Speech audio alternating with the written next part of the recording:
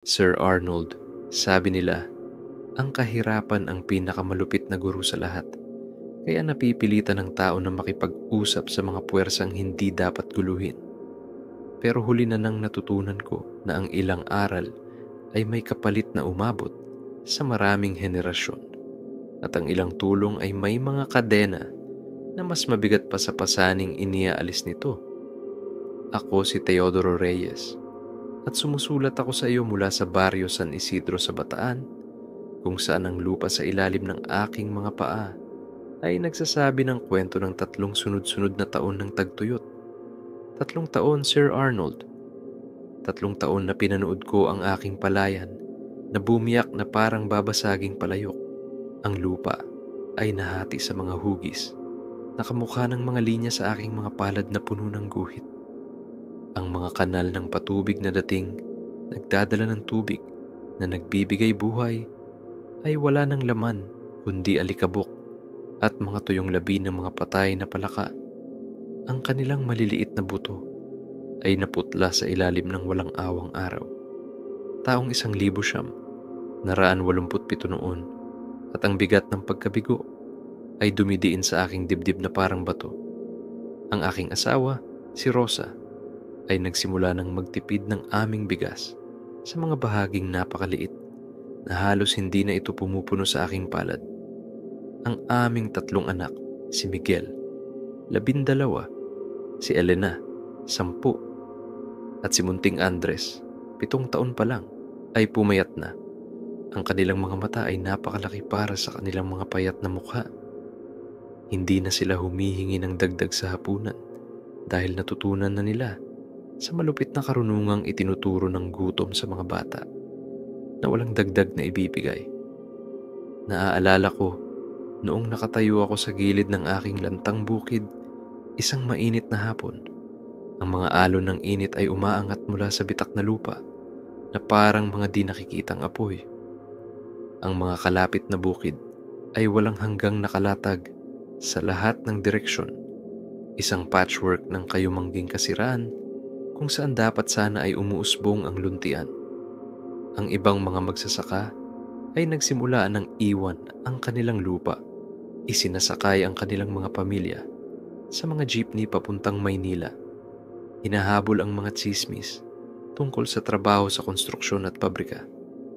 Pero ang lupang ito ay nasa aming pamilya ng 4 na henerasyon. Ang mga kamay ng aking lolo ang unang bumukbok sa lupang ito. Pinalaki ng aking ama ang mga bukid na ito.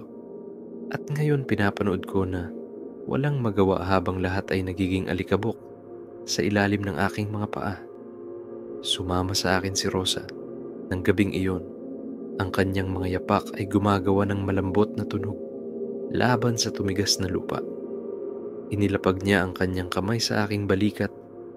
1 kilos na dating nagbibigay ginhawa sa akin, pero ngayon ay parang bigat ng lahat ng aming mga takot na hindi namin masabi. Teodoro, bulong niya. May nabanggit si Mrs. Santos sa palengke kanina tungkol sa lumang puno ng balete malapit sa ari-arian ng mga Mendoza. Sabi niya may ibang paraan daw para humingi ng tulong. Ang kanyang mga salita ay nanatiling nakalutang sa hangin sa pagitan namin na parang usok. At naramdaman ko ang isang malamig na bagay na pumupuno sa aking sikmura.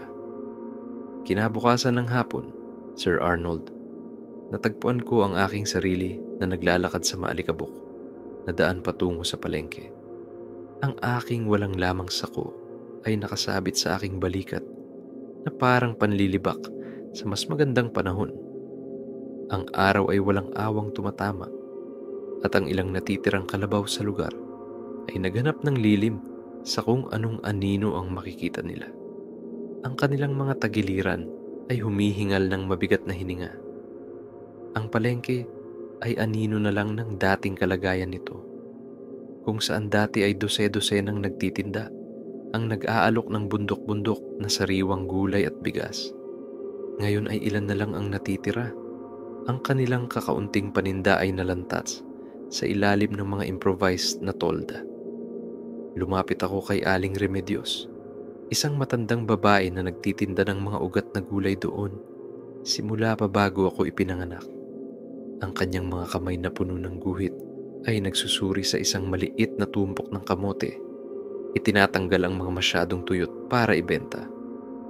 "Mang Teodoro," bati niya sa akin na may alam na tango. "Wala pa ring ulan sa San Isidro?" "Wala, Aling Remedios. Pinaglalaroan tayo ng langit ng mga ulap na dumadaan ng hindi man lang pumapatak ng isang luha." Umiling siya nang may simpatya. Pagkatapos ay tumingin sa paligid bago lumapit pa. "Alam mo, may mga magsasaka dito na nag-uusap-usapan. Ang mga desperadong panahon ay nangangailangan ng ibang solusyon." Para bang tinawag ng kanyang mga salita, dalawang lalaki ang lumapit sa aming sulok ng palengke. Nakilala ko sila, si Mang Felipe mula sa katabing barangay at si Mang Cesar, na ang bukid ay katabi ng lumang sementeryo ng mga Kastila. Ang kanilang mga mukha ay may dalang parehong haggard na desperasyon na nakita ko sa aking sariling refleksyon tuwing umaga.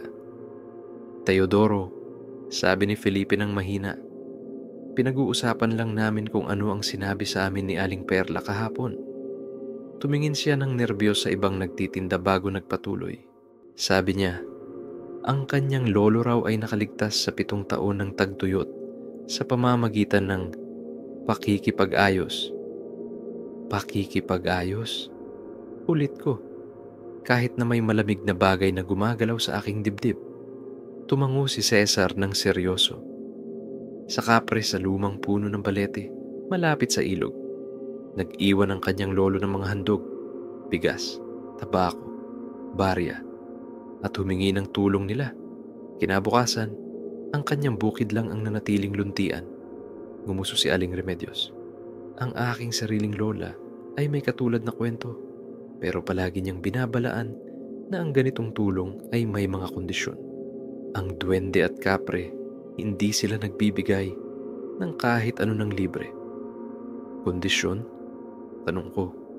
Kahit na ang aking boses ay parang malayo sa aking sariling pandinig. Maaaring may hingin sila bilang kapalit, bulong niya. Isang bahagi ng iyong ani, ang anino ng iyong panganay, 7 taon ng serbisyo.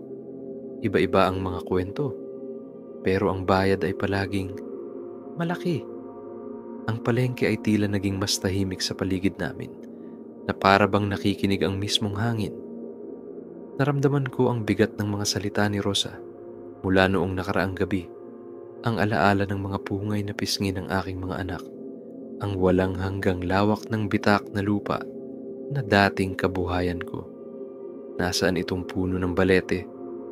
Natagpuan ko ang aking sariling nagtanong at agad kong pinagsisihan ang tanong. Ang tatlo ay nagpalitan ng tingin na puno ng mga hindi sinasabing babala at pagkakaparehong desperasyon. Nang gabing iyon, Sir Arnold, gising ako habang nakikinig sa pantay na paghinga ni Rosa sa aking tabi. Ang tunog ay malaking pagkakaiba sa kaguluhan sa aking isip. Ang mga bata ay natulog na naman na may kalahating walang lamang sikmura, at si Munting Andres ay nagtanong sa akin kung kailan magiging sapat na mataas ang mga halaman ng palay para makapagtago siya sa gitna nito, katulad ng ginagawa ng kanyang mga nakatatandang kapatid. Wala akong sagot para sa kanya. 11:30, dahan-dahan akong umalis sa aming kama at tinipon ang mga bagay na ibinulong ni Aling Remedios.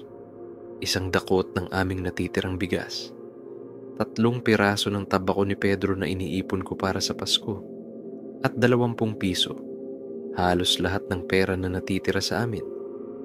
Ang bigat ng mga handog na ito ay parang mas mabigat pa sa tunay nilang timbang. Bawat bagay ay kumakatawan sa sakripisyo na halos hindi namin kayang ibigay.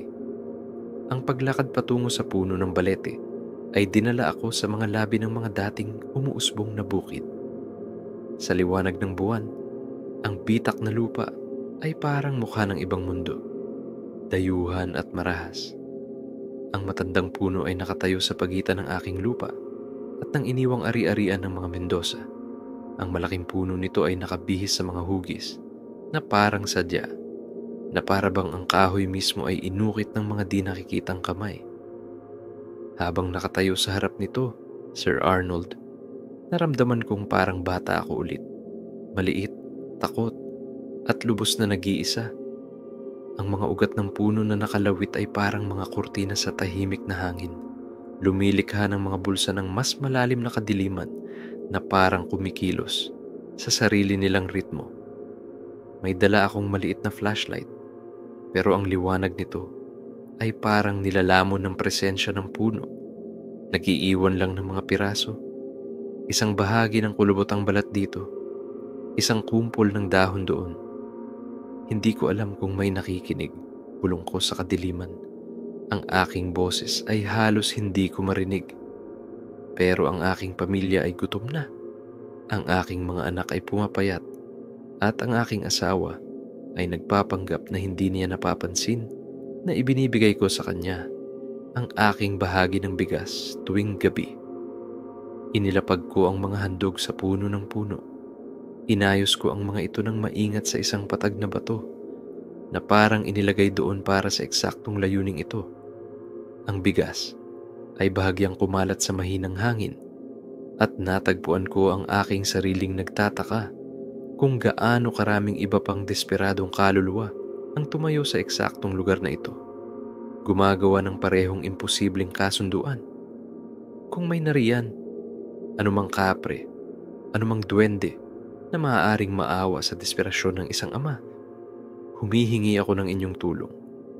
Ang aking lupa ay namamatay. Ang aking mga pananim ay nabigo ng 3 taon at wala na akong ibang mapuntahan. Ang katahimikang sumunod ay lubos na nakabibingi na para bang ang buong mundo ay humihinto sa paghinga.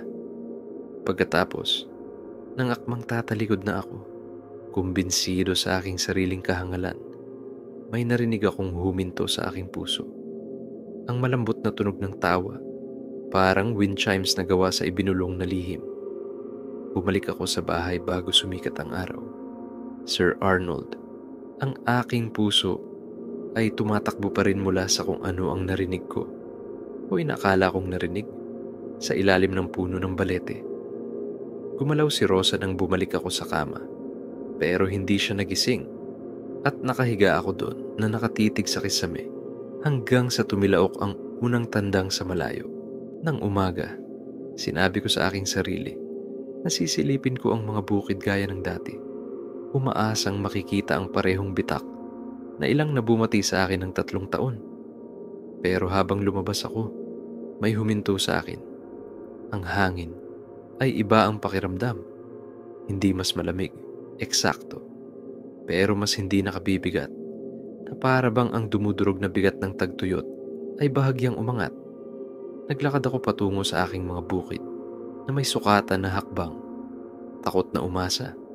Takot na masyadong malapitang tumingin sa kung ano ang maaaring wala naman kundi malupit na biro ng isang desperadong isip. Pero nang makarating ako sa kanal ng patubig na tuyo na ng ilang buwan, huminto ako. May tubig. Hindi marami. Siguro 2 pulgada ng maputik. Mabagal na tubig. Pero tubig pa rin. Lumuhod ako sa tabi nito. Ang aking mga kamay ay nanginginig habang hinawakan ko ang ibabaw. Totoo ito, mainit mula sa maagang araw at may lasa ng lupa at ulan na hindi kailanman umulan. Teodoro? Ang boses ni Rosa ay tumawag mula sa likuran ko. Ano ang ginagawa mo? Lumingon ako para makita siyang papalapit. Ang kanyang mukha ay puno ng pag-aalala. Suot pa rin niya ang kanyang damit pantulog. Ang kanyang buhok ay nakalugay sa kanyang mga balikat. Rosa, sabi ko. Ang aking boses ay halos hindi matatag. Tingnan mo ang kanal. Lumapit siya. Ang kanyang mga mata ay lumalaki habang nakita niya ang tubig. Pero, paano? Walang ulan kagabi. Dapat narinig ko ito sa bubong. Wala akong sagot para sa kanya. Nakatayo kami ng magkasama sa lumalaking liwanag. Nakatitig sa imposibleng agos ng tubig na parang lumalabas mula sa wala. Tumaagos patungo sa aking mga pinakauhaw na bukid. Sa malayo, Nakita ko ang ibang mga magsasaka na naglalakad sa kanilang mga hangganan ng lupa. Ang kanilang mga mukha ay nakaukit ng parehong pagkalito na naramdaman ko. Baka run-off mula sa bundok, suhestyon ni Rosa. Pero ang kanyang boses ay walang kumpiyansa. Baka may ulan doon na hindi natin nakita. Tumango ako, kumakapit sa rasyonal na paliwanag na ito. Kahit na alam naming dalawa na ang bundok ay kasing tuyo ng aming lambak. Habang naglalakad kami pabalik sa bahay, napansin ko ang iba pa. Maliliit na luntyang usbong na sumisilip sa bitak na lupa sa gilid ng tubig. Damo, tumutubo kung saan walang tumubo ng 3 taon. Matutuwa ang mga bata, sabi ni Rosa. Pero may isang bagay sa kanyang tono, isang nota ng kawalan ng katiyakan na tumugma sa aking sariling lumalaking pagkabalisa. Nang gabing iyon, habang nakaupo ako sa aming balkonahe, na pinapanood ang manipis na agos ng tubig na sumasaklaw sa huling sinag ng araw, natagpuan ko ang aking sariling sumusulyap patungo sa puno ng balete.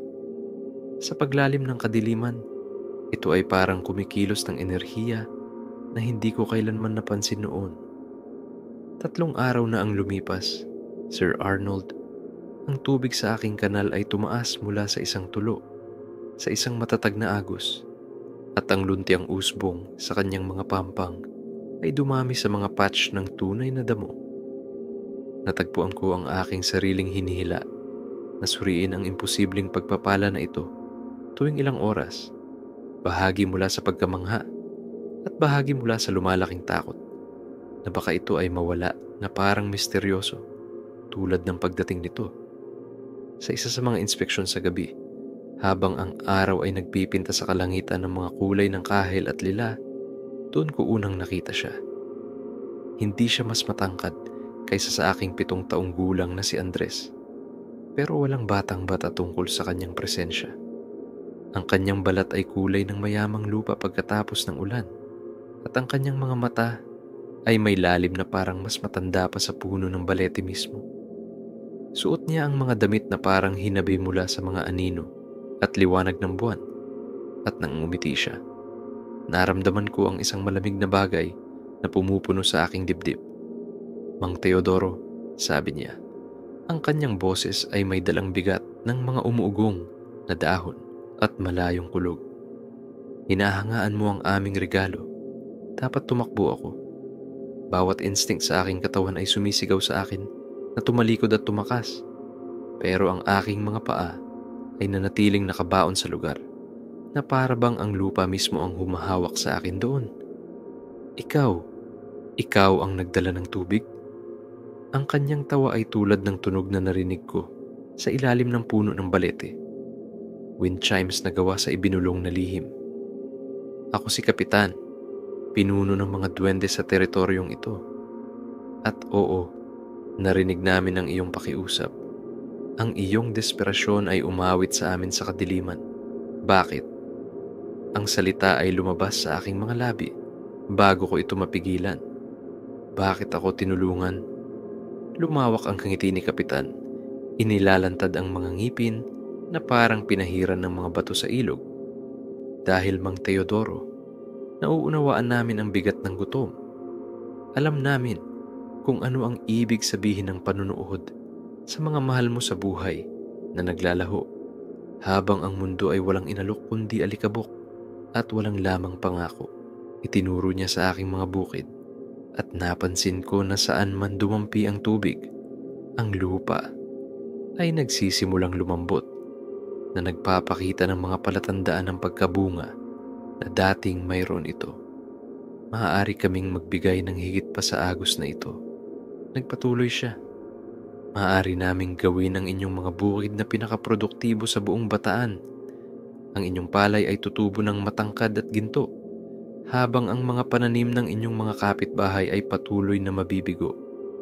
Ang inyong pamilya ay hindi na kailanman makakaranas ng gutom. Ano ang gusto mong kapalit?" tanong ko.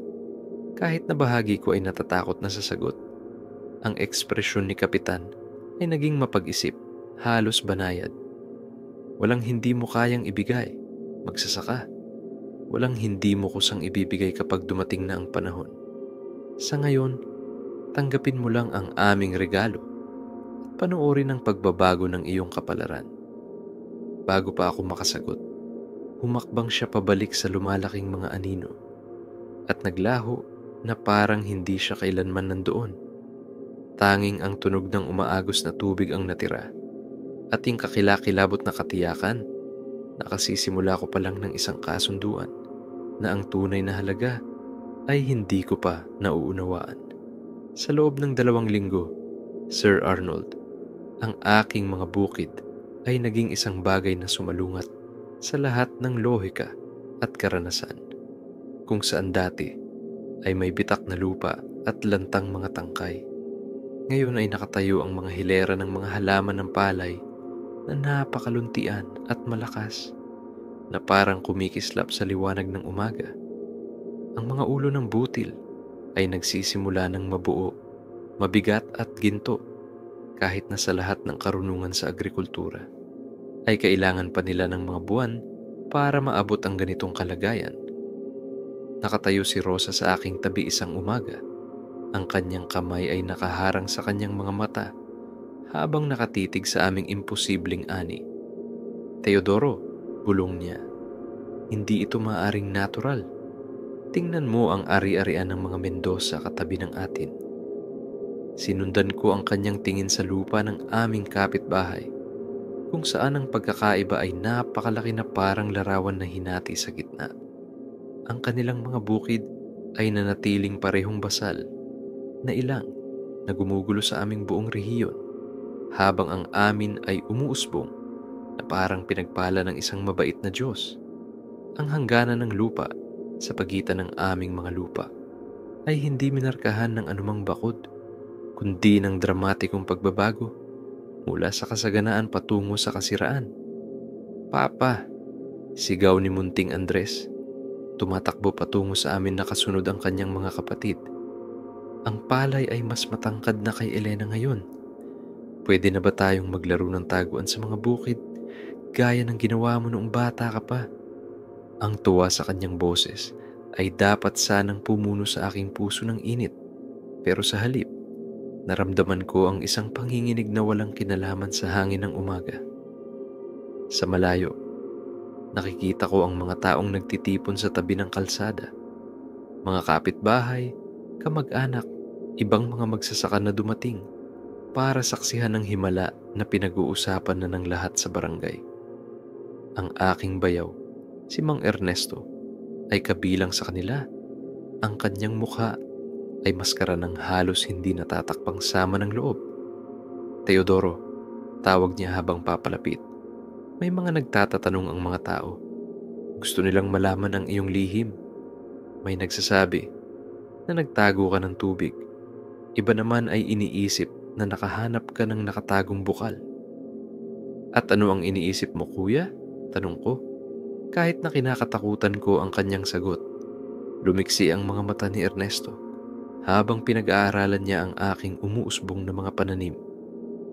"Sa tingin ko, may mga puwersa sa mundong ito na hindi ginagalaw ng mga matalinong tao.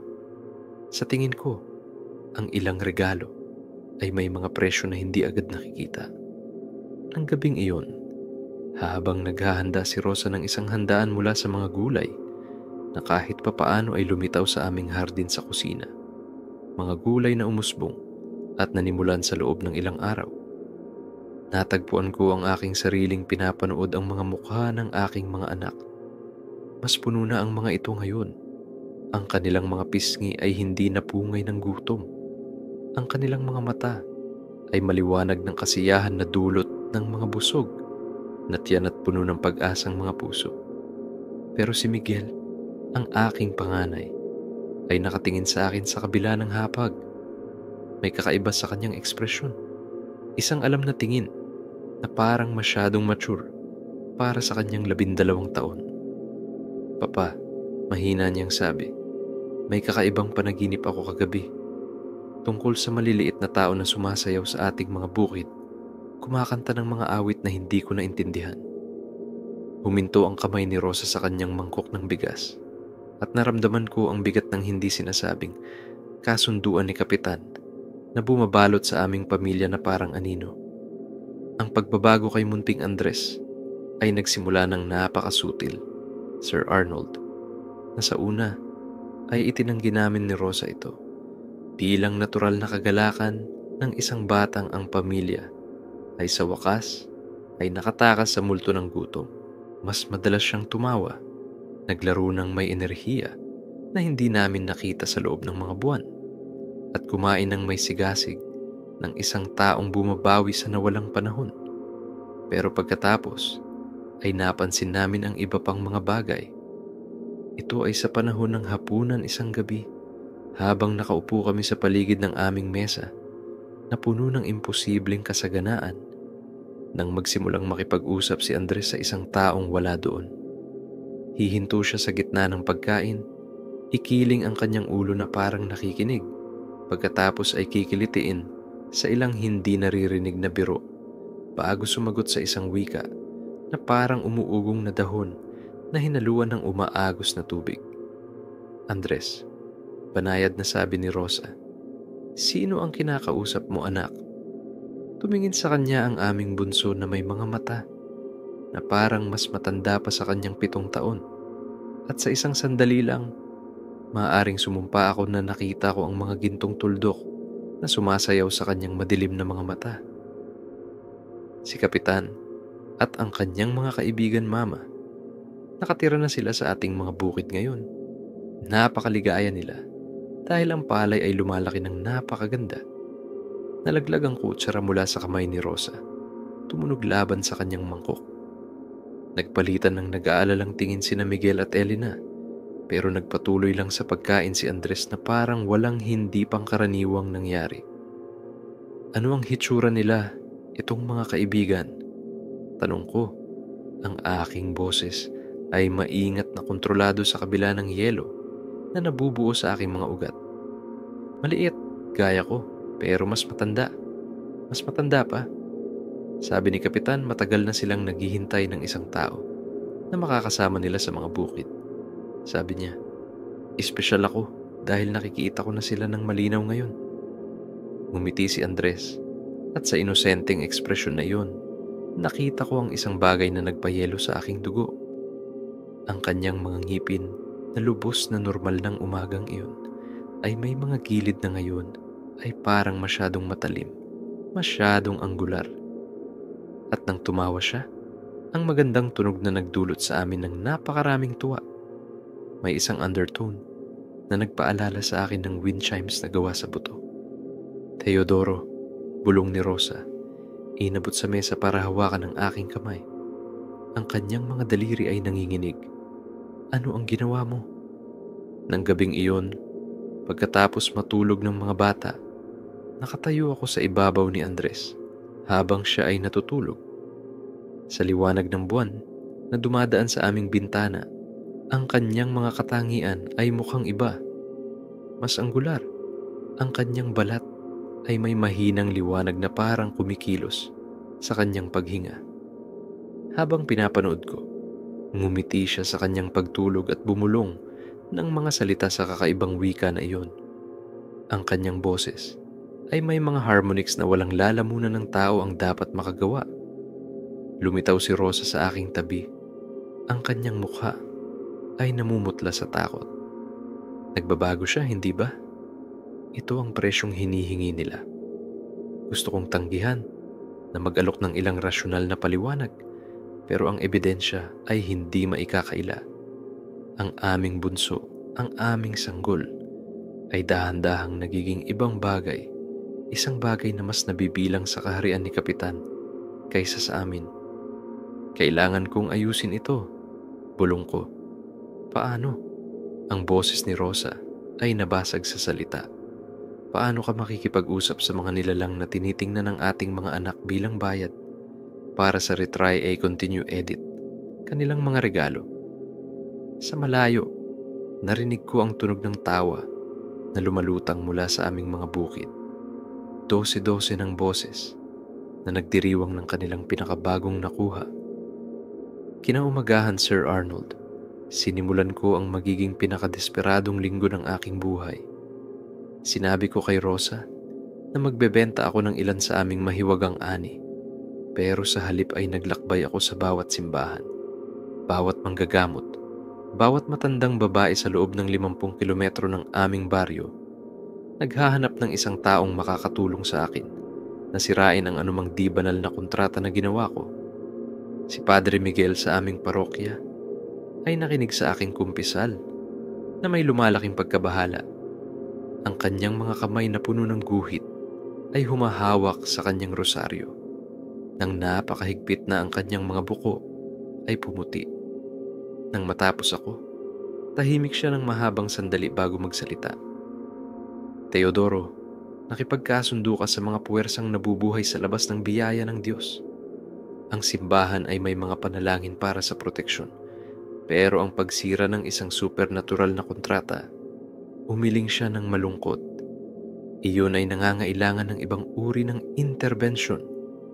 Itinuro niya ako kay Manang Petra, isang matandang albularyo na nakatira sa bundok sa itaas ng Bagak.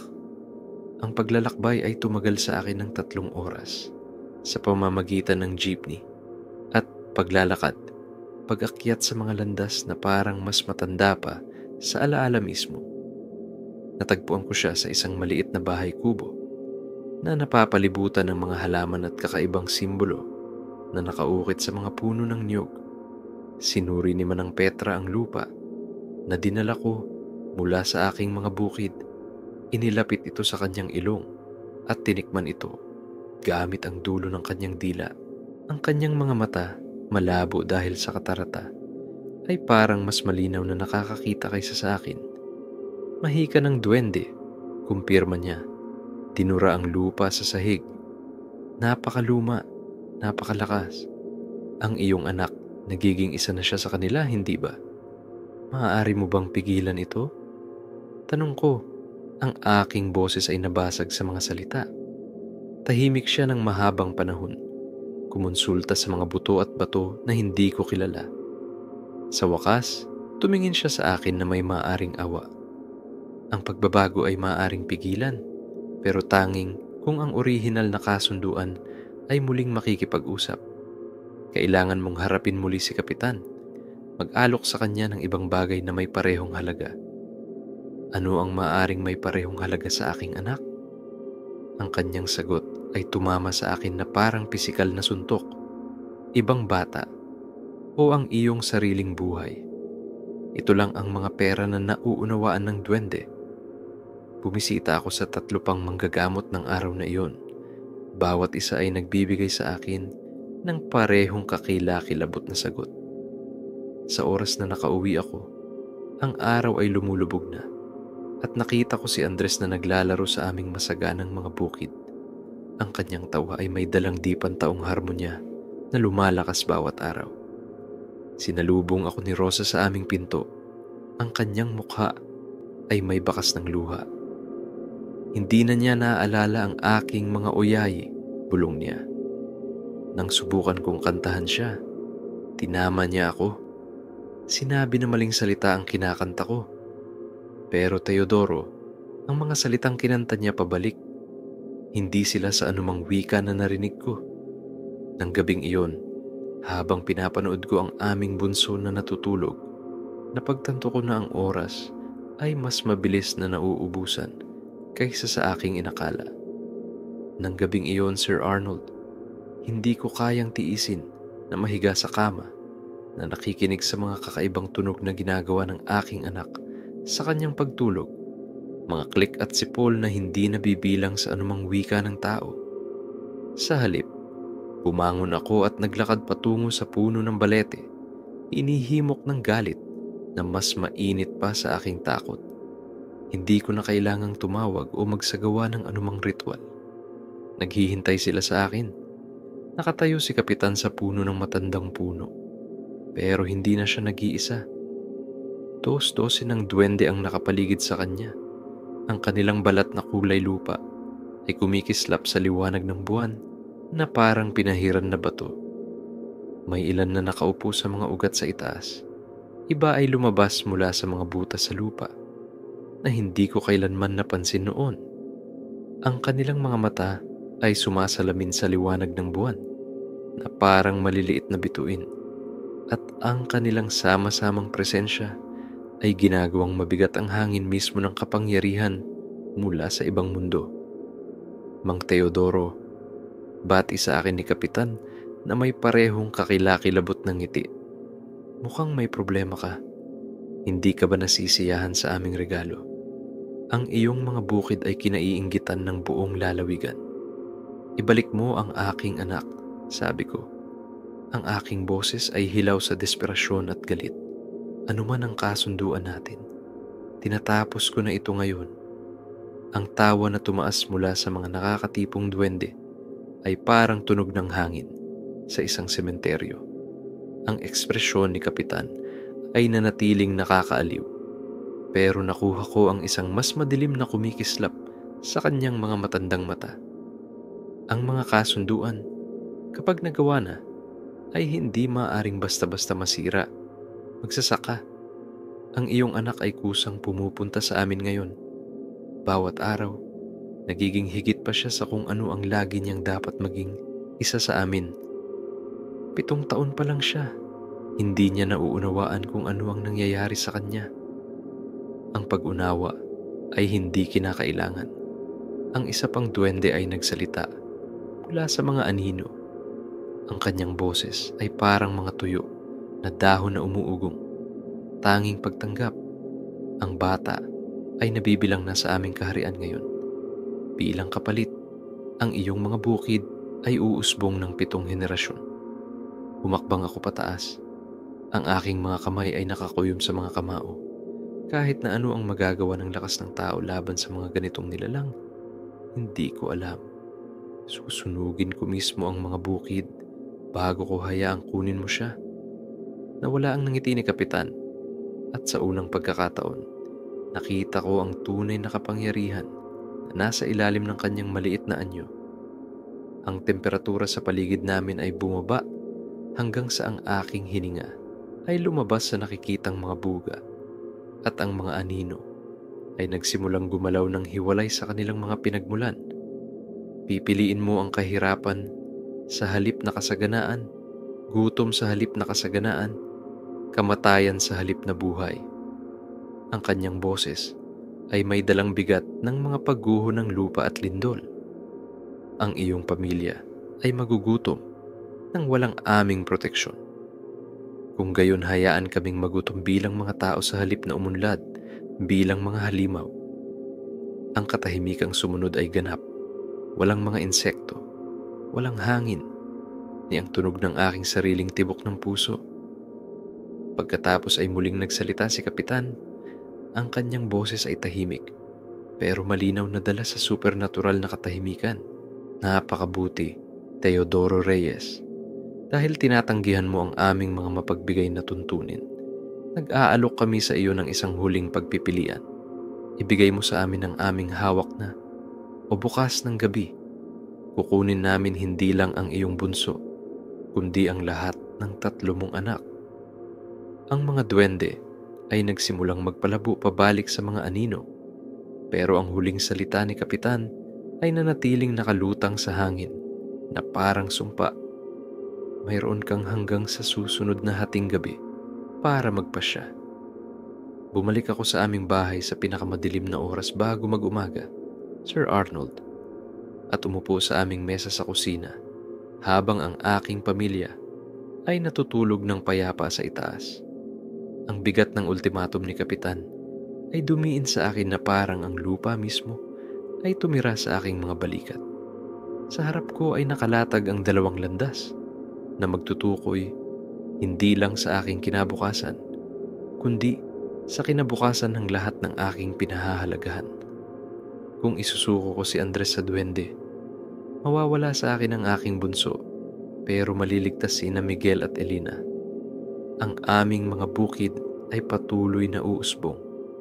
Ang aming pamilya ay hindi na kailanman makakakaranas ng gutom, at 2 sa aking mga anak ay lalaki para magkaroon ng sariling mga anak. Ito ay isang malamig na matematika ng kaligtasan. Isakripisyo ang isa para iligtas ang marami. Pero kung tatanggi ako, Malinaw na sinabi ni Kapitan na ang lahat ng 3 kong anak ay kukunin. May iwan kaming mag-asawa ni Rosa. Ang aming mga bukid ay babalik sa alikabok at mamamatay kami na alam na ang aming pagtutol ay nagdulot sa amin ng lahat. Hawak ko ang aking ulo sa aking mga kamay. Sinusubukang intindihin kung paano ako nakarating sa imposibleng sangangdaan na ito. Ilang linggo lang ang nakalipas. Ang aking pinakamalaking takot ay ang panunood sa aking mga anak na naglalaho dahil sa gutom. Ngayon ay nahaharap ako sa posibilidad na mawala sila sa mga puwersang mas kakilakilabot pa sa gutom. Humingit ang mga tabla sa itaas ko at narinig ko ang banayad na boses ni Rosa habang inaaliw niya si Andres mula sa kanyang naging gabi-gabing mga bangungot. Pero mga bangungot ba iyon? O mga panaginip ng kaharian na dahan-dahan niyang sinasama? Kapag kinakantahan niya siya ngayon, tinatama niya ang kanyang mga salita. Tinuturuan siya ng mga uhiyay sa wika ng mga anino at lupa. Gaano pa kaya ang natitira sa aking munting anak na lalaki? Kapag tumitingin ako sa kanyang mga mata, minsan ay nakikita ko ang mga sulyap ng batang. Nang minsan ay hiniling sa akin na buhatin siya sa aking mga balikat, na umiyak nang masugatan niya ang kanyang tuhod, na tumawa ng may purong tawang pantao. Pero ang mga sandaling iyon ay nagiging mas bihira, napapalitan ng isang hindi pangkaraniwang karunungan na nabibilang sa mga nilalang na sumusukat ng oras sa mga siglo sa halip ng mga taon. Marahil, naisip ko sa aking pinakamadilim na sandali, ang pagkawala niya sa duwende ay magiging awa. Kahit papaano ay mananatili siya sa kung saan, sa anumang anyo, sa halip na mamatay ng dahan-dahan dahil sa gutom tulad ng napakaraming mga bata sa aming lalawigan. Kahit papaano ay magkakaroon ng pagkakataon sa buhay sina Miguel at Elena. Pero pagkatapos ay narinig ko ang kanyang boses mula sa itaas. "Mama, mahal kita." Sinabi sa mga salitang nakikilala pa ring pantao. Dala pa rin ang katamisan ng pagmamahal ng isang 7 taong gulang. At alam ko na anuman ang natitira sa aking anak ay karapat-dapat na ipaglaban, kahit na nangangahulugan ito ng pagkawala ng lahat ng iba. Bumangon ako mula sa mesa habang ang unang liwanag ng umaga ay pumasok sa aming mga bintana. Ang aking desisyon ay nagawa na. Hindi ko ipagpapalit ang alinman sa aking mga anak sa mga supernatural na puwersa, anuman ang mga kahihinatnan. Ngayong gabi, haharapin ko si Kapitan sa huling pagkakataon, pero hindi bilang isang nagmamakaawa na humihingi ng awa. Pupunta ako bilang isang ama na nagpoprotekta sa kanyang pamilya, anuman ang gastos. Pero ang aking determinasyon ay gumuho kinabukasan ng gabi, Sir Arnold. Nang makita ko ang lahat ng 3 kong anak na nakatayo sa aming palayan sa paglubog ng araw, ang kanilang mga mata ay sumasalamin sa namamatay na liwanag na may hindi pangkaraniwang kislap. Sina Miguel at Elena ay nasa magkabilang gilid ni Munting Andres. Ang kanilang mga mukha ay payapa pero hindi na lubos na pantao. Ang pagbabago ay lumala ng higit sa anumang aking naisip. "Papa," sabi ni Miguel. Ang kanyang boses ay may mga harmonics na nagpapanginig sa aking dibdib. Naghihintay si Kapitan ng iyong sagot. Gusto kong tumakbo sa kanila. Natipunin sila sa aking mga bisig at tumakas sa Maynila o saan man malayo sa kinasusuklaman na lugar na ito. Pero ang aking mga paa ay hindi sumunod sa akin. May kapangyarihang mas malaki kaysa sa aking sariling kalooban ang humawak sa akin na nakayelo habang lumabas si Kapitan mula sa pagitan ng mga tangkay ng palay. Ang kanyang mga matandang mata ay nakatuon sa akin. "Nakikita mo, Mang Teodoro, ang pagpili ay ginawa na. Ang iyong mga anak ay nabibilang na sa aming kaharian ngayon. Pero hindi ako walang awa." Itinuro niya kay Andres. Nangumiti sa akin na may mga ngipin na kumikislap na parang mga perlas sa kumukupas na liwanag. "Tanggapin ang nagsimula na at pahihintulutan ko silang dalawin ka. tumanggi at mawawala sila magpakailanman sa kailaliman ng lupa. Lumitaw si Rosa sa aking tabi.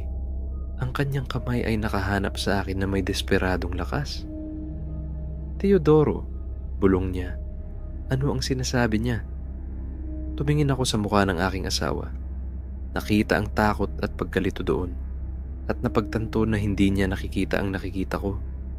Sa kanya, ang aming mga anak ay mukhang normal, hindi nagbago. Ang tanawin ay akin lamang na dalhin. "Nag-aalok ako sa iyo ng isang huling regalo," nagpatuloy si Kapitan. "Ang iyong mga bukid ay mananatiling mataba. Ang iyong pamilya ay hindi na kailanman makakakaranas ng kakulangan.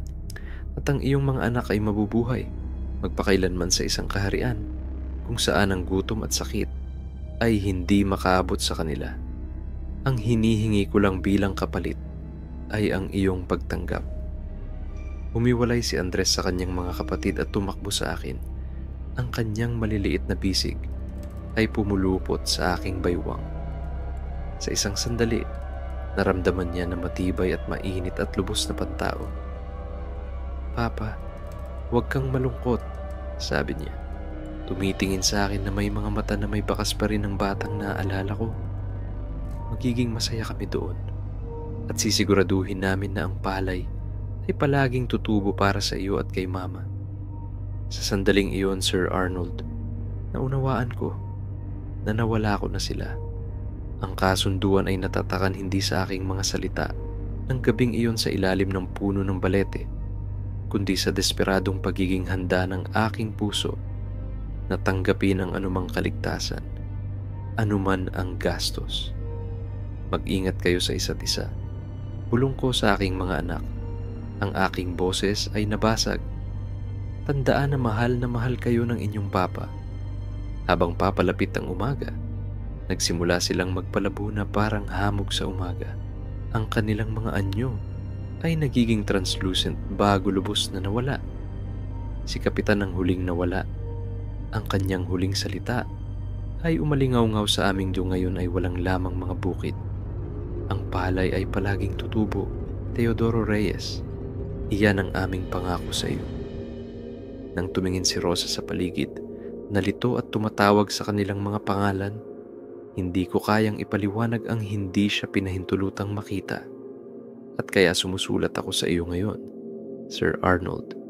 38 taon na ang lumipas mula sa parehong mesa sa kusina kung saan ako nang minsan ay nakaupo na nag-aalala sa isang imposibleng pagpipilian. Ang aking mga kamay ay kulubotong dahil sa edad. Ang aking buhok ay lubos ng pumuti at si Rosa ay pumanaw 5 taglamig na ang nakalipas. Dinala niya ang tanging ibang tao na maaaring nakaintindi sa bigat ng nawala sa amin. Ang palay ay tumutubo pa rin tulad ng ipinangako ni Kapitan. Bawat panahon, nang walang pagkakamali, ang aking mga bukid ay gumagawa ng mga ani na sumasalungat sa paliwanag. Ang mga kapitbahay ay tumigil na sa pagtanong tungkol sa aking mga pamamaraan, kahit na may ilan pa ring bumubulungan tungkol sa supernatural na interbensyon kapag sa tingin nila ay hindi ako nakakarinig. Ang mas batang henerasyon ay itinatangi ang ganitong usapan bilang mga pamahiin ng mga matandang lalaki. Pero nakita ko ang paraan na iniiwasan nilang maglakad ng masyadong malapit sa puno ng balete sa paglubog ng araw. Minsan, sa mga gabi kapag ang buwan ay madilim at ang hangin ay may dalang amoy ng lupa at mga lumalaking bagay, naririnig ko ang tawa mula sa mga bukid. Mga boses ng mga bata, nagsasalita sa mga wika na nauuna sa alaala ng tao. Naglalaro ng mga laro na sumusunod sa mga patakaran na mas matanda pa sa sibilisasyon mismo. Si Miguel ay 50 na ngayon, si Elena ay 48, at si Andres ay 45. Pero sa kaharian na iyon na iba ang takbo ng oras, sila ay nananatiling bata magpakailanman na lampas sa aking abot. Hindi kailanman naintindihan ni Rosa kung bakit tumigil ang aming mga anak sa pagbisita, kung bakit hindi sila kailanman sumulat ng mga liham o tumawag sa mga holiday. Sinabi ko sa kanya na lumipat sila sa Amerika, nakahanap ng tagumpay sa isang malayong lupain kung saan maraming pagkakataon. Namatay siya na naniniwala sa kasinungalingang iyon, na marahil ang pinakamalaking awa na maiaalok ko sa kanya. Sa kanyang higaan ng kamatayan, binanggit niya ang kanilang mga pangalan na may ganitong pagmamahal at pag-asam na halos umamin ako ng lahat. Pero anong ginhawa ang maibibigay ng katotohanan? Ibinabahagi ko sa iyo ang kwentong ito dahil nakita ko ang iyong mga video tungkol sa mga supernatural na pakikipagtagpo sa Pilipinas at nakikilala ko ang pag-aalinlangan sa iyong boses kapag ang iba ay naglalarawan ng kanilang mga karanasan sa duwende at kapre. Pero naririnig ko rin ang paghanga, ang bahagi mo na gustong maniwala na posible ang mga ganitong bagay. Tanggapin mo ito bilang babala mula sa isang matandang kagaya ko na huli nang natutunan na ang ilang problema ay hindi maaaring malutas sa pamamagitan ng mga kasunduan sa mga puwersang hindi lubusan mauunawaan ng tao. Kapag ang desperasyon ay nagtutulak sa iyo na isaalang-alang ang mga supernatural na solusyon, tandaan na ang mga nilalang na nag-aalok ng tulong sa iyong pinakamadilim na oras ay palaging humihingi ng bayad na posibleng hindi mo kayanin. Tinutupad ng mga duwende ang kanilang mga pangako, Sir Arnold. Pero mas nauunawaan nila ang tunay na halaga ng mga bagay kaysa sa atin. At palaging buo ang sinisingil nilang kabayaran sa mga pagkakautang sa kanila. Ang aking palay ay tumutubo ng ginto at matangkad. Pero ang aking mesa na natiling nakahanda para sa 5 taon na hindi ko na kailanman makakapiling at makakasalo sa pagkain. Natutunan ko na may mga uri ng uhaw o gutom na hindi talaga maaaring lubos na mapawi. Hanggang dito na lamang, nagpapasalamat, Lolo Teodoro Reyes ng Barrio San Isidro, Bataan.